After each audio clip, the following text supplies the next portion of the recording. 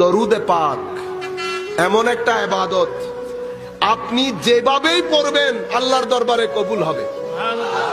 কোয়ালিটির মধ্যে ফারাক হতে পারে, কোয়ালিটির মধ্যে ফারাক হতে পারে, কিন্তু কবুল জরুর হবে। কেন জানেন? আমরা যখন দরুদ পড়ি আমরা কি বলি? আল্লাহুম্মা সাল্লি আলা সাইয়্যিদিনা মুহাম্মদ সাল্লাল্লাহু।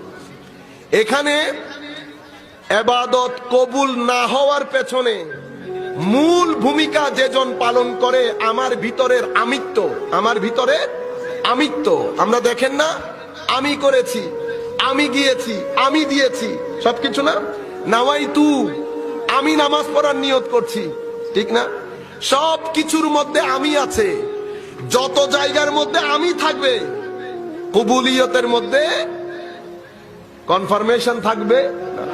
যত জায়গার মধ্যে আমিত্ব আছে, আমি যত জায়গার মধ্যে আছে, কিন্তু একটা জায়গার মধ্যে আমিও নাই, আমরাও।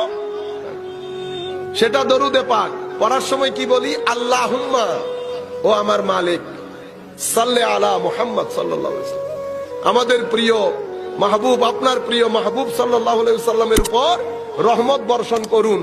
আমিও নাই, আমরাও নাই, আমিও নাই, আমরাও নাই। সেই হেতু দরুদে পাক আপনি যেভাবেই পড়েন না কেন আল্লাহর দরবারে কবুল।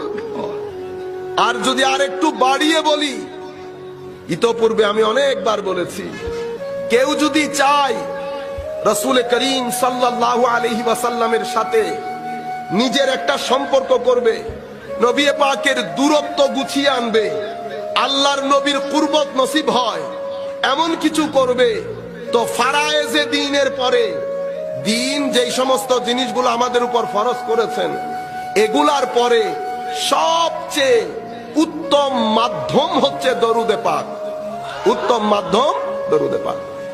আপনারা সেটা টেস্ট করে দেখতে পারেন। টেস্টও করবেন, টেস্টও করবেন। একটা করবেন টেস্ট, পরীক্ষা, আর একটা করবেন টেস্ট, এটার একটা স্বাদ পাবেন।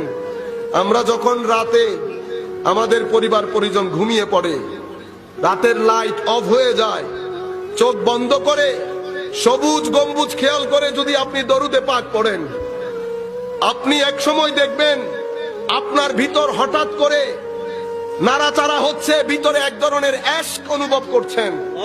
যখন আপনি ভিতরে অ্যাশক অনুভব করবেন, সেটার একটা সিম্পটম আপনি ফিল করবেন, আপনার দুই চোখ ভিজে যাবে।